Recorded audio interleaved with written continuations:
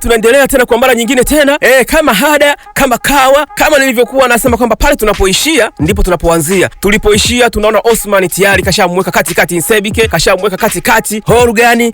Anafikiria sasa hivi mimi nakutoa shingo. Na Nsebike bwana kashakasirika, amesema sasa mapatano yote kuanzia leo yameisha. Leo mimi naamua kuwa mbaya.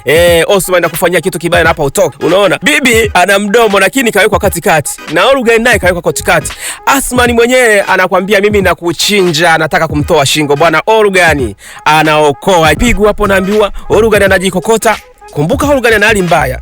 Kashapigwa visu. Ishi yote pale imegundulika. Yule bibi ndiye aliyefanya ule mchongo. Unaona, ndiye aliyemtuma Horgan aenda amvamie Osman, ampige, amnyanganye zile dhahabu. Alafu Osman akija kwa dhahabu hana, aweze kuchukua mtoto wake kumkabidhi kwa sababu dhahabu hana. Kwa hiyo bibi angemchukua mtoto wa Osman, Fatuma, kwa nguvu. Okay, tunarudi kwa kina Sofia. Sofia bwana yupo kuna wenyewe anapambana akiwa na Rasto.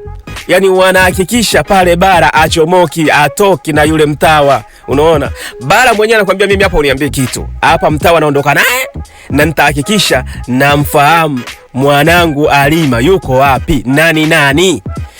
Unaona hapo Sofia anachezea. Baada ya kuchezea wana kina Bara wanaona hili itakuwa balaa hili. Ili tukiende. Jukita analiona hili, anakimbia, lakini Jukita ni mnafi kwa sababu mara nyingi sana anamuonea aibu mdogo wake kumuua. Hata pale nyuma tungulia anaangalia kinachoendelea. Bibi anaangalia kinachoendelea, hali ishakuwa mbaya. Uwanja unanuka damu. Bibi pamoja na kutembeza panga, lakini Jukita bwana haya matatizo ya mdogo wake huyu ndo naye aleta. Na inabidi Osman amwangalie vizuri, analeta huruma sana kwa mdogo wake ambaye mdogo wake hana huruma naye. Yuko tayari sambaza mapanga. Haya, tunarudi huku kwa kina Bara. Bara wamejifanya wapo kina Gonja hapo, Aladini, Orafila, Bara. Bara anafurahi lakini bado jibu hajapata mke wake. Wenyewe bwana wako ndani ya ikulu.